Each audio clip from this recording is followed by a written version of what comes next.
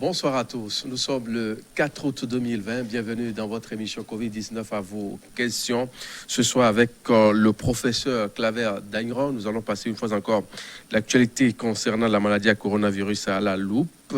Pas de miracle, pas de solution miracle. Voilà le thème d'aujourd'hui qui fera l'objet de débat dans les minutes qui vont suivre. Bonsoir professeur. Merci d'honorer une fois encore ce plateau. Bonsoir Mathieu, bonsoir aux téléspectatrices et aux téléspectateurs. Parfait. De jour en jour, on constate qu'on ne finit pas vraiment avec coronavirus et l'OMS, l'Organisation mondiale de la santé, tire sur la sonnette d'alarme. Tous les jours que le bon Dieu fait, on voit Ghebreyesus, voilà, qui essaie d'attirer notre attention. Et la dernière en date, c'est qu'il n'y a pas de solution miracle pour venir à bout à cette maladie. Oui, le coronavirus n'est pas encore fini. Tous les jours, on enregistre de nouveaux cas dans les différents pays, y compris le Togo. Et l'OMS vient de dire qu'il n'y a pas de solution miracle, ce qui veut dire que nous devons continuer ce que nous faisons jusqu'à présent, notamment dépister les cas, les isoler pour éviter que ces cas confirmés ne puissent contaminer d'autres personnes et continuer la prise en charge comme nous le faisons actuellement, c'est-à-dire c'est le traitement des signes, le traitement symptomatique. Il n'y a pas encore de médicament miracle qui peut guérir du coronavirus, c'est-à-dire un antiviral qui agit directement sur le virus pour l'éliminer. Et donc le traitement symptomatique, l'isolement des cas et les mesures barrières, pour l'instant, sont d'actualité. Entre-temps, on a suivi bien sûr un secte d'actualité concernant la maladie à coronavirus, que ça va plus ou moins bien, mais juste après quelques jours de déconfinement à travers le monde, on a déduit en même temps que le pire, comme l'OMS l'a dit il y a quelques jours encore, est encore devant. Oui, non, il faut quand même relativiser. Le pire est devant. Je ne suis, enfin, selon les mots de l'OMS, suis pas très convaincu. Mais disons que nous connaissons aujourd'hui comment ce virus se transmet. Nous savons également que c'est le traitement préventif qui peut marcher. Enfin, le traitement symptomatique qui marche. Il suffit de respecter les mesures barrières que nous connaissons pour limiter la propagation du virus. Ce qui s'est passé dans les pays développés, notamment la France, l'Italie et les États-Unis, l'Italie, l'Espagne, ces pays ont été durement touchés et ont enregistré des taux des nombres de cas de décès jusqu'à plus de 30 000, si je prends le cas par exemple de la France. Et ces pays ont mis en place des mesures qui leur ont permis de réduire l'infection. Et maintenant, automatiquement, il faut souffler un peu. C'est le déconfinement. Et le déconfinement est suivi par la reprise de toutes les activités avec un peu aussi de liberté. Et donc, comme on a relâché un peu dans l'application des mesures barrières, le coronavirus nous rappelle qu'il est toujours là. Et c'est ce qui se passe pratiquement dans tous les pays. Du moment où nous allons lâcher ou relâcher les mesures barrières qui permettent de limiter la prévention, et du moment où il y aura un cas de coronavirus encore qui existe, les contaminations vont reprendre. D'où la nécessité de continuer par respecter les mesures barrières. Mais avec l'avènement, bien sûr, de cette maladie à coronavirus, on a vu que la recherche s'est encore intensifiée à travers le monde entier. Est-ce qu'on peut dire aujourd'hui qu'il n'y a pas vraiment une solution miracle? Tout de suite, il n'y en a pas. Il n'y en a pas parce qu'on n'a pas trouvé un médicament qui va tuer le virus. Mais comment on a trouvé un médicament qui fait bien l'affaire pour le moment en matière de traitement, je veux dire. Hein. Oui, vous voulez parler de quel médicament? Je veux parler bien sûr de l'hydroxychloroquine. Oui, vous savez, l'hydroxychloroquine, il y a beaucoup de controverses. Tous les jours que Dieu fait, il y a une étude qui dit que le chloroquine, ça marche. Le lendemain, une autre étude dit que le chloroquine ne marche pas. Donc, il n'y a pas de consensus sur ce schéma. Vous voyez, tous les pays européens, les pays d'Amérique n'utilisent pas systématiquement la chloroquine. En Afrique, un certain nombre de pays l'utilisent systématiquement. Donc, ce traitement n'a pas encore fait l'unanimité, même si on peut dire que chez nous ici, ajouté à d'autres molécules, on s'en sort relativement bien. Donc, la preuve, l'OMS n'a jamais déclaré que chloroquine ou l'hydroxychloroquine est le traitement de choix du coronavirus. Non, pas du tout. C'est pour cela que l'OMS dit il faut qu'on fasse tout ce qu'on est en train de faire maintenant et continuer par respecter la mesure barrière. Maintenant, sur votre question, il y a beaucoup de recherches qui sont en cours. Notamment, on connaît très bien maintenant le virus, même si on ne peut pas si on ne peut pas aujourd'hui être affirmatif sur son origine, c'est pas encore réglé. Il y en a qui pensent que c'est fabriqué dans un laboratoire. Il y en a qui disent qui privilégient la thèse de passation successive chez des animaux pour s'adapter à l'homme. Donc, pour l'origine, le débat est toujours ouvert. On connaît son mécanisme. Quand le virus rentre dans l'organisme, ce que ça fait, ce que ça va entraîner comme des manifestations cliniques, on le connaît. Mais on n'a pas encore de médicaments, comme on l'a dit. Et il ne faut pas oublier qu'il y a beaucoup de recherches qui se font également sur le vaccin. Au jour d'aujourd'hui, il y a plusieurs équipes qui travaillent sur le vaccin. Donc, les recherches continuent. On espère que dans les mois qui vont venir, peut-être qu'on aura une bonne nouvelle. Les mois qui vont venir, peut-être qu'on aura une bonne nouvelle. À l'heure actuelle où nous débattons sur ce plateau, est-ce qu'il n'est pas temps quand même qu'on voit autrement en matière de recherche ce qui se fait sur le terrain? Oui, il y a beaucoup de choses qui se font quand vous regardez aujourd'hui les publications scientifiques de toutes les revues, mais 80% des publications sont consacrées au coronavirus. Donc, il y a beaucoup de choses qui se font.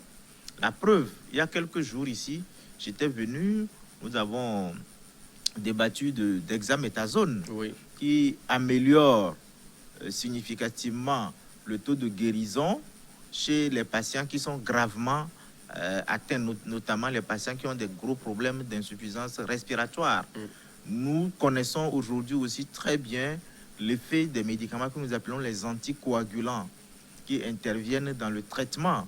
Donc, il y a beaucoup de molécules dont on connaît l'effet en termes de traitement symptomatique, traitement des signes qui vont apparaître sur le coronavirus. Et c'est des recherches, comme je l'ai dit, beaucoup de recherches se font, mais ce qui intéresse le grand public que nous sommes, le grand public, c'est de dire on a trouvé tel médicament.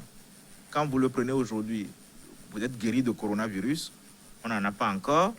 Et deux, il y a un vaccin, quand vous vous faites vacciner, vous êtes prémuni de coronavirus. Les recherches se font dans ce sens, mais moi je dis que ces recherches vont très vite.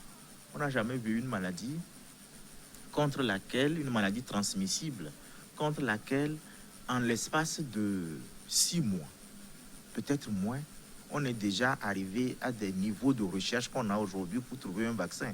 C'est une première, c'est inédit dans l'histoire de la médecine, parce que des maladies transmissibles responsables de pandémies, comme ce que nous sommes en train de voir, il faut attendre des années, voire des décennies, pour pouvoir trouver un médicament qui est efficace et trouver un vaccin. Mais ici, on pense, tout le monde est surpris de la rapidité dont les choses se passent dans le domaine scientifique. Mais comment est-ce qu'on peut expliquer le fait que ce virus vous est tous étrange? Je veux parler bien sûr des scientifiques. Mais on aura toujours de nouveaux virus. Ah bon? Ah oui. On aura toujours... Mais on a comme l'impression que ce virus-là est tellement étranger à tout le corps médical, dans toute recherche, tout ça là. Et on a mis 6 mois, bientôt 8 mois, hein? 8 mois pratiquement bien.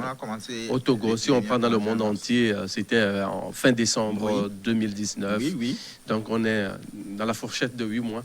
Mais finalement, on n'a pas pu réussir à venir à bout. Comment est-ce que ça peut s'expliquer? On aura toujours de nouveaux virus que nous appelons les maladies émergentes. OK. Pourquoi? Parce que l'homme, tous les jours, est en train de réduire l'espace des animaux. On se met en contact avec les animaux. Ces animaux hébergent des microbes. Et du moment où nous nous mettons en contact avec ces animaux, soit par la déforestation, soit par la chasse, soit par les habitudes culinaires, du moment où nous allons consommer ces animaux-là, nous allons réduire leur espace en termes de déforestation parce qu'on va chercher on a besoin d'espace pour la culture, on a besoin de grands domaines pour faire des cultures de commerce, de rente, etc. Ouais. Du moment où on est en train de réduire l'espace des animaux, on est plus en contact avec ces animaux qui sont adaptés à un certain nombre de microbes. Et ces microbes ne sont pas adaptés à l'homme. Donc nous, on prend le risque d'être contaminés par ces microbes. Et donc, d'où l'émergence de nouvelles maladies comme celle de coronavirus que nous sommes en train de vivre. Mais 6 mois ou 8 mois pour une nouvelle maladie, c'est rien du tout. C'est pas donc c'est pas grand, hein? Pas du tout. C'est normal. Tout à fait normal. On a mis plus de 10 ans pour trouver des médicaments contre le VIH-Sida. On a mis plus de 50 ans pour trouver des médicaments contre la tuberculose. Et je peux citer encore plein. La lèpre, le choléra sont des maladies qui ont dévasté les populations. Il y a longtemps, il y a des siècles, beaucoup de siècles passés. Et c'est vrai que la médecine a fait beaucoup d'efforts. En 6 mois, tout ce qu'on a accumulé comme connaissance sur le coronavirus, comme je le dis, c'est inédit, ça ne s'est jamais passé. Donc, c'est nous qui voyons aujourd'hui que ça tarde à venir, aussi bien le médicament que le vaccin, mais des efforts sont faits. Et c'est un médicament. Si on veut suivre une voie normale pour trouver un médicament, il faut 10 ans. Un vaccin classique, il faut 10 ans. Mais ici, les choses, on est en train de réduire ces délais, les choses vont tellement vite que... Absolument, d'une urgence. Donc, les étapes sont grillées tout en restant quand même globalement dans des protocoles scientifiques pour ne pas brûler trop d'étapes. Mais on avance. Justement, on voit que dans le monde entier, enfin, pas sur le continent africain, la ligne bouge en matière de recherche. Mais curieusement, ce n'est que 2 pays en Afrique qui sont plus ou moins cités, mais pas vraiment d'une façon aussi remarquable. Je veux parler du Maroc et puis de l'Afrique du Sud. Bon, pour certaines recherches, entre-temps, mais finalement, on n'a plus vraiment eu d'écho. Qu'est-ce qui se passe? Les grands laboratoires de recherche, les grandes firmes de fabrication des médicaments ou de vaccins ne se trouvent pas sur le continent africain. Et ce n'est pas parce que le coronavirus est venu qu'on clique d'un bout de doigt et on va monter des équipes de recherche tout de suite. Non, ce n'est pas comme ça, ça se fait. Une recherche, ça se prépare, ça se finance. Il faut des équipes de recherche, il faut des ressources humaines, il faut des équipements, c'est une question de volonté aussi politique. L'Afrique est confronté à beaucoup de problèmes. Et ce n'est pas seulement le problème de coronavirus. Donc, ce n'est pas parce qu'il y a coronavirus que l'Afrique ou les pays africains vont avoir des niveaux de recherche comme la France, comme les États-Unis, comme l'Angleterre ou comme le Canada. Non, ça ne se fait pas comme ça. On est en retard sur beaucoup de points, y compris les recherches. À qui la faute? La faute, au gouvernement, à vous les chercheurs? La faute, c'est d'abord au gouvernement. Oui, c'est une question de volonté politique. Il n'y a pas vraiment une politique. Non, il n'y a pas de politique de recherche. En matière de santé et autres. Quel est le budget aujourd'hui pour la recherche? Quel est le budget pour la santé? Si le budget n'est pas important, on va l'utiliser pour gérer des urgences. On va l'utiliser pour gérer des urgences parce qu'on va avoir une épidémie de méningite. Il faut courir pour régler. On va avoir une épidémie de choléra. Il faut régler paludisme. Il faut monter des budgets pour acheter des moustiquaires. Le VIH, il faut acheter les ARV, mais on ne finance pas réellement les recherches.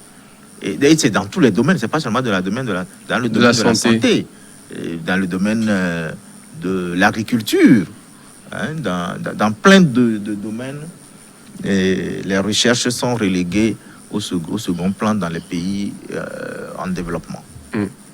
Alors, on sait aujourd'hui qu'en Afrique, il y a certains pays qui, au début de cette maladie, on a eu à entendre parler, bien sûr, d'un produit qui nous venait d'un Béninois, Valentin Agon. On a parlé d'un Monseigneur camerounais. Et on a parlé de ce fameux produit malgache Covid Organics. Finalement, silence radio. Oui. Alors, tous ces produits dont vous avez cité des noms n'ont pas donné de résultats satisfaisants ou des résultats extraordinaires. Ces produits, on ne peut pas aujourd'hui, compte tenu des résultats qu'on a obtenus, on ne peut pas dire que ce sont des produits qui guérissent du coronavirus. Alors, si je prends le Covid Organics, on nous l'a présenté ici comme un médicament qui fait la prévention contre le coronavirus et en même temps traite le coronavirus. Tu peux l'utiliser en prévention et tu peux l'utiliser comme traitement. On a vu les Malgaches à la télé en train de boire du Covid Organics. Le premier, c'est le président de la République qui a pris la décoction. Aujourd'hui, on est à plus de... il doit être autour de 3 000 ou 6 000 cas de Covid-19 à Madagascar. Heureusement, au moins, le taux de décès n'est pas élevé. Ils ont, je pense, 19 ou 20 décès. Bon, en espérant que la situation ne va pas dégénérer là-bas. Sinon, c'est pour dire que si le produit était efficace en termes de prévention, pourquoi on va avoir tous ces cas de contamination? Est-ce qu'on n'a pas peut-être vite crié la victoire avant? Oui, c'est-à-dire que quand on fait une découverte, on ne vient pas annoncer comme ça à la télévision une découverte. La maladie vient juste d'arriver. Il faut prendre le temps de faire une vraie recherche. Et une vraie recherche, ça met du temps. Je me demande combien de cas on a eu à traiter en ce moment avec Covid Organique avant d'annoncer qu'on a trouvé le médicament. Combien de cas on a traité? Dès la première déclaration du président malgache Rajoli, on a entendu que c'est un produit qui est sorti, bien sûr, du laboratoire IRMA, l'Institut de recherche malgache a appliqué quelque chose du genre. Ça, c'est une première étape pour une recherche. Vous mettez en place un produit. Enfin, quand on dit c'est sorti du laboratoire, on est quand même, on dit, mais c'est pour vous qui êtes bien sûr du domaine, vous qui avez donné l'ordre quand même de parler de ce produit-là. Est-ce qu'on peut avoir raison de ne pas croire? C'est une première étape. Vous avez dit, on a trouvé un produit. Maintenant, il y a ce qu'on appelle, c'est ça, les essais cliniques. On va passer à l'utilisation de ce produit chez un grand nombre de malades pour pouvoir tirer une conclusion. Un grand nombre de malades vont prendre ce produit et un grand nombre de malades ne vont pas prendre ce produit. Et à la fin, on va comparer pour voir combien de patients ont pris ce produit, ont été déclarés guéris, combien de patients n'ont pas pris ce produit et qui ont été déclarés guéris. Madagascar n'avait même pas encore 100 cas en ce moment. Et ils ont dit que le produit est déjà bon, il faut prendre. Bon, de toute façon, nous tous, nous voyons aujourd'hui que c'est pas ça. À qui la faute dans tout ça là? C'est un problème de communication. Moi, je pense qu'il y a eu un problème de communication sur le Covid Organique. On doit prendre du temps pour bien faire les choses. Et du moment où on est sûr maintenant de son résultat, on le sort une fois pour toutes. Pour le produit Apivérine, de notre collègue du Bénin, les pays qui ont utilisé ce produit, notamment, je pense, le Burkina et le Bénin, ils ont dit que ce produit ne donne aucun effet n'a aucun effet sur le coronavirus.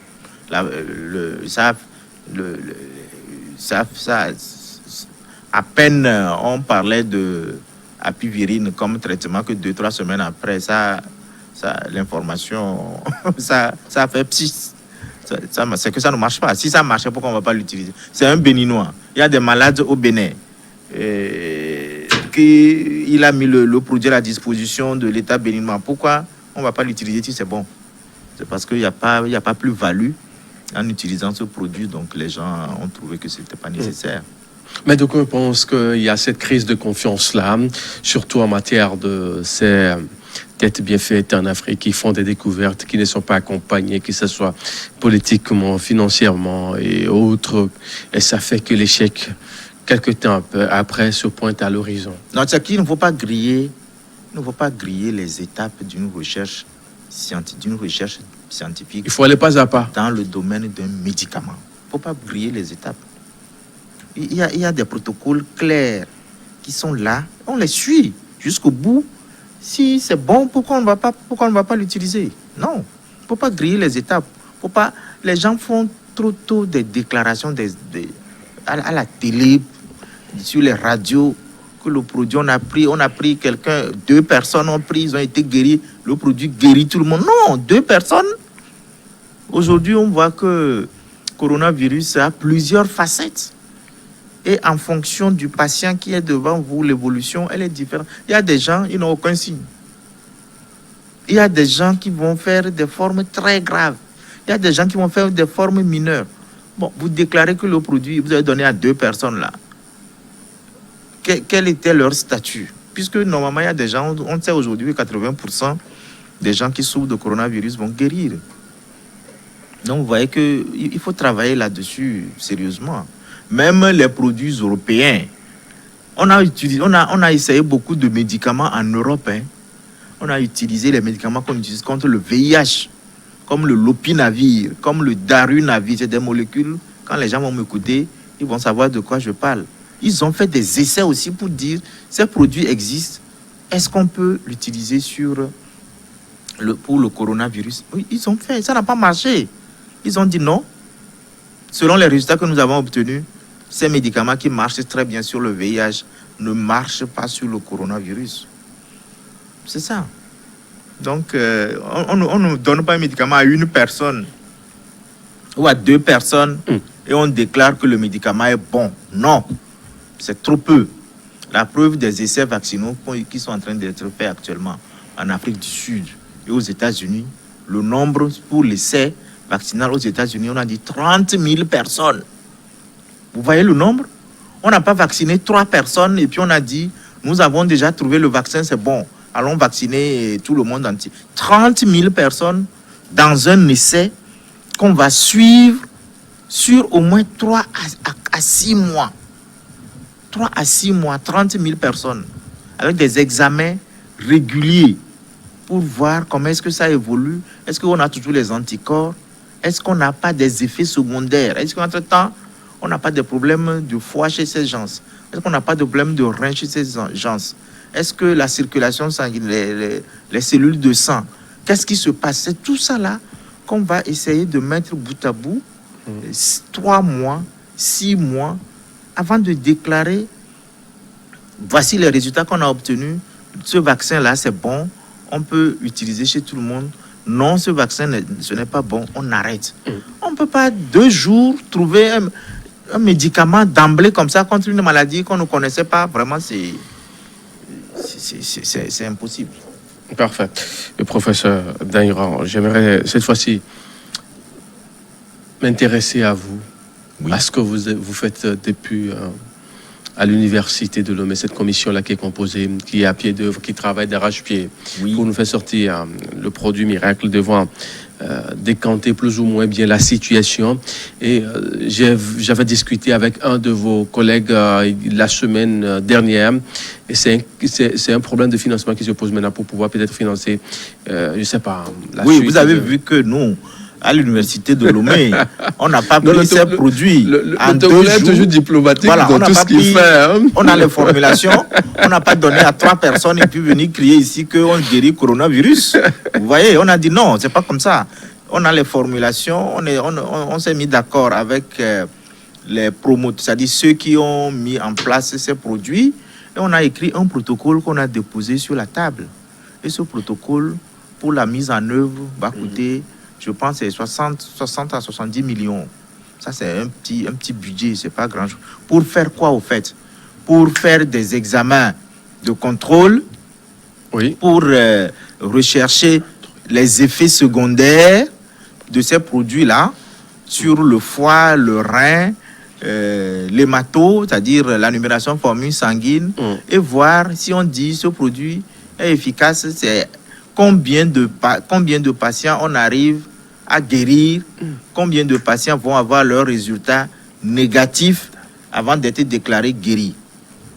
Voilà le protocole que nous avons mis en place et nous sommes actuellement en train de rechercher les financements nécessaires pour pouvoir démarrer. En tout cas, à la présentation de ce protocole, nous avons annoncé publiquement que les essais vont commencer fin août, début septembre. Oui. Donc nous sommes toujours dans le délai. Nous sommes en train de rassembler tous les éléments qu'il faut pour démarrer ces études-là, pour évaluer ces 4 molécules que nous avons identifiées pour l'instant.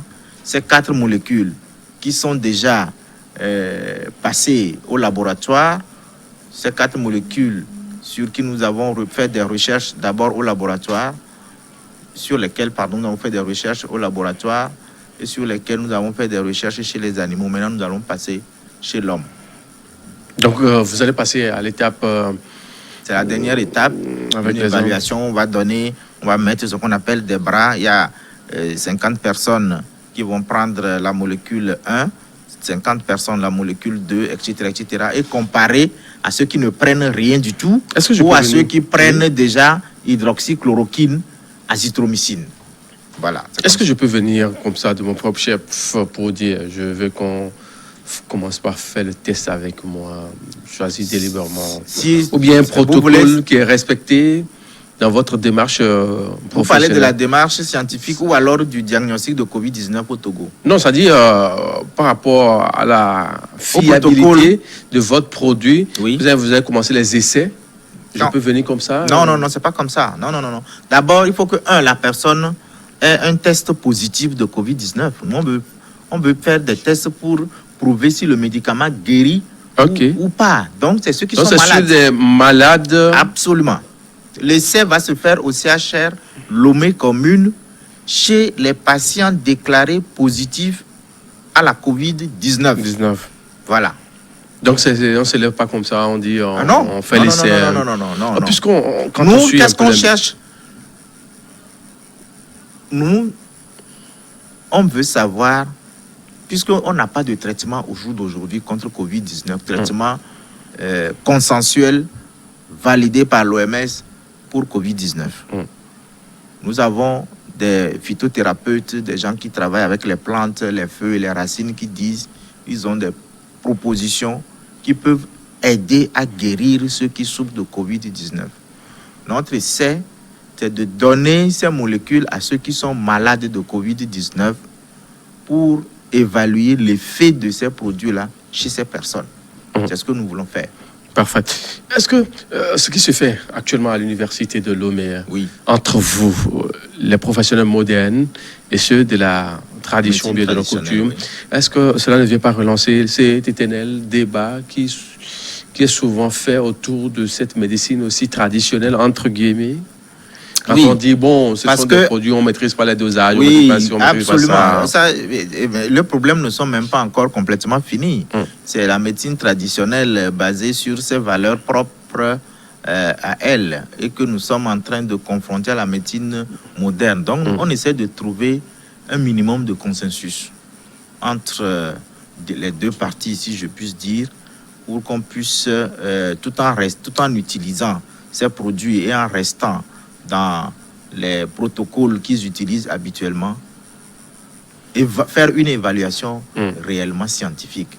Donc, c'est la première fois que moi je vois une très belle coopération entre les médecins praticiens, les praticiens de la médecine traditionnelle, et les praticiens de la médecine moderne. Vraiment, je salue cette collaboration et j'espère que cette collaboration va perdurer, va continuer après Covid-19, parce qu'aujourd'hui, on parle de Covid-19, mais nous avons beaucoup d'autres maladies pour lesquelles nous n'avons pas de médicaments et peut-être pour lesquelles la solution peut venir de la médecine traditionnelle.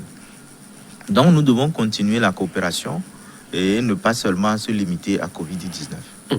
Parfait. Ce qui veut dire que dans les jours qui viennent, on peut avoir une raison de croire que le Togo aussi va passer à une étape d'essai clinique suite à cette découverte-là que vous avez eu à faire entre vous, les professionnels de la santé moderne et ceux de la tradition.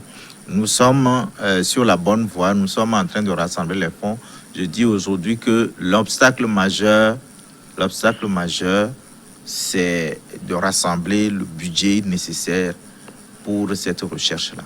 Et quand vous portez toutes ces informations, c'est juste une petite curiosité, hein? Quand vous portez toutes ces informations au premier citoyen du pays, quel est son sentiment d'abord? Comment il trouve la démarche dans tout son ensemble? Oui, c'est une démarche qui est encouragée. Et donc l'information est portée...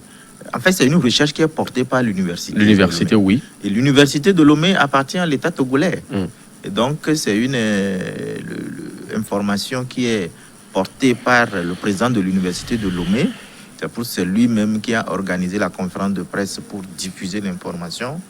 Et donc, c'est lui-même également qui est à la recherche de financement pour qu'on puisse mobiliser les ressources financières nécessaires pour cette étude. Alors, quand on parle bien sûr du financement, moi, ça me met un peu mal à l'aise. Pas parce que vous avez besoin de financement, mais parce que vous avez fait quand même une prouesse et il n'y a pas vraiment des gens pour accompagner ce que vous faites. Qui doit mobiliser?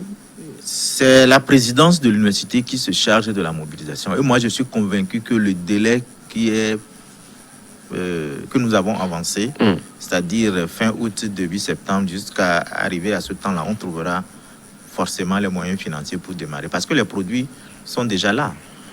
Les études préliminaires qui ont été faites ont été financées par l'université de Lomé. C'est l'université de Lomé qui avait financé ces études préliminaires.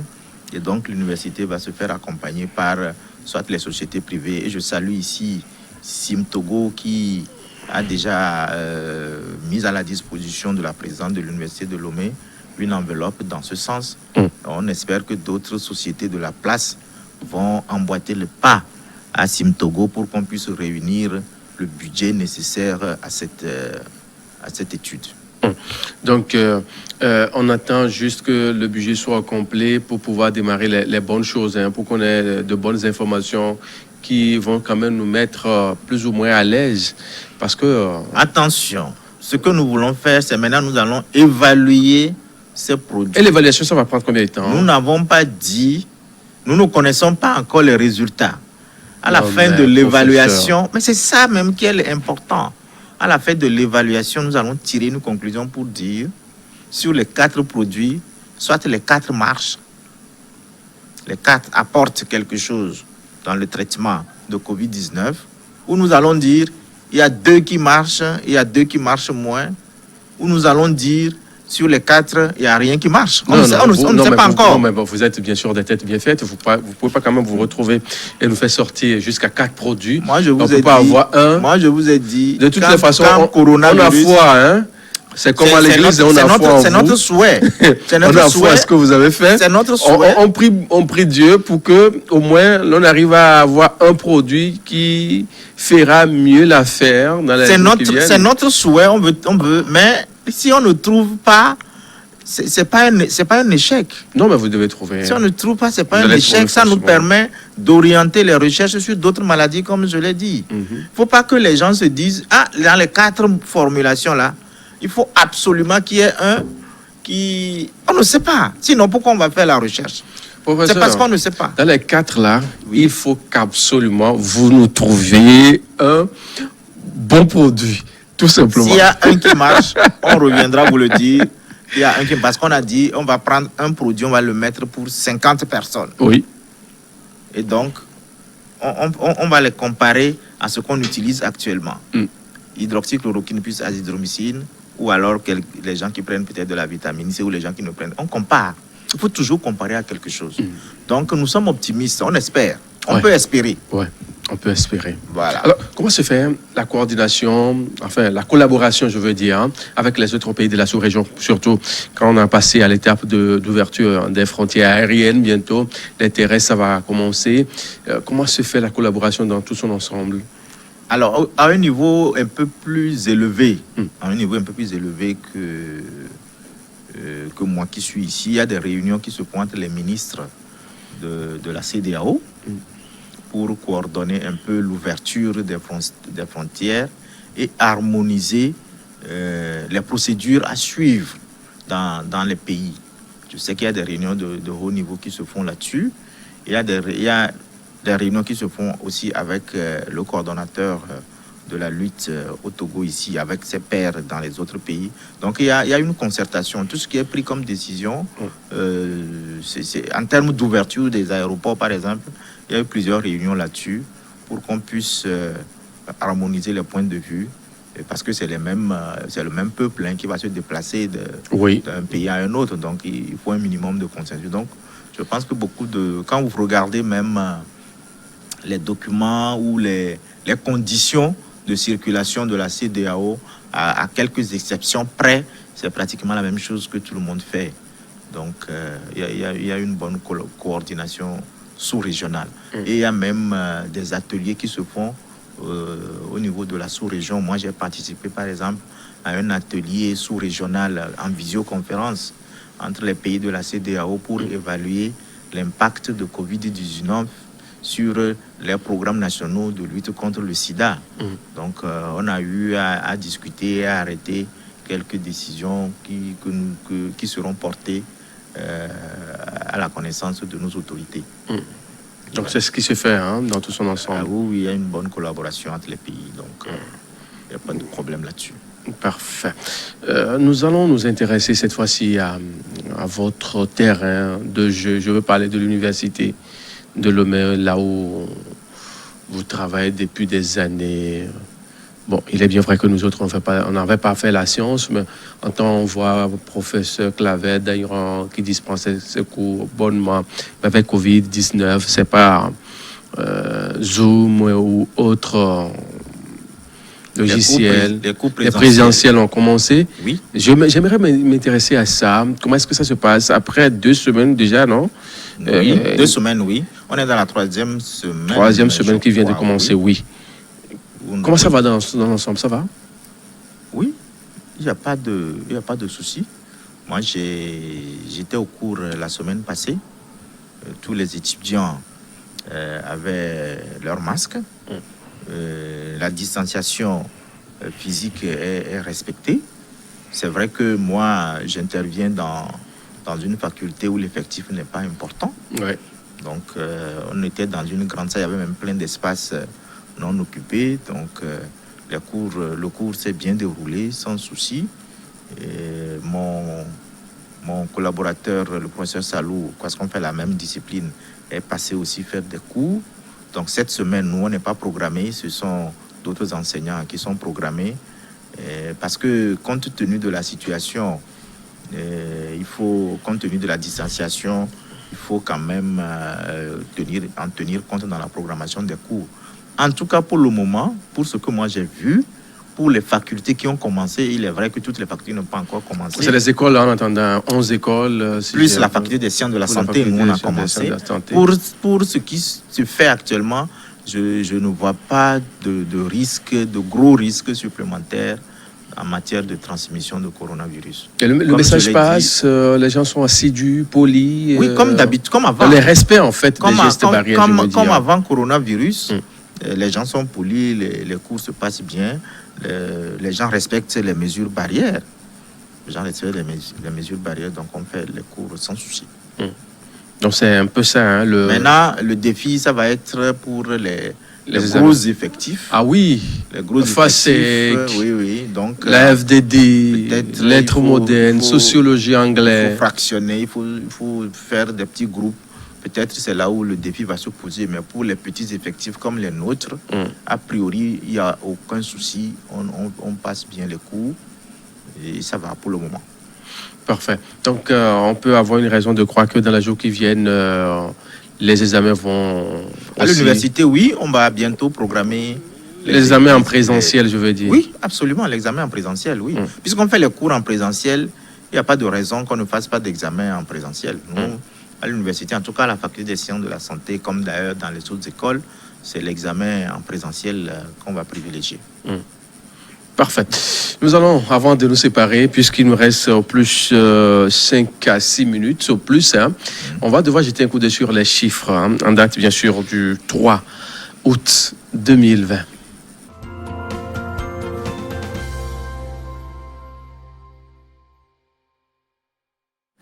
Le 3 août 2020 au Togo, la situation que j'ai sous la main se présente comme suit.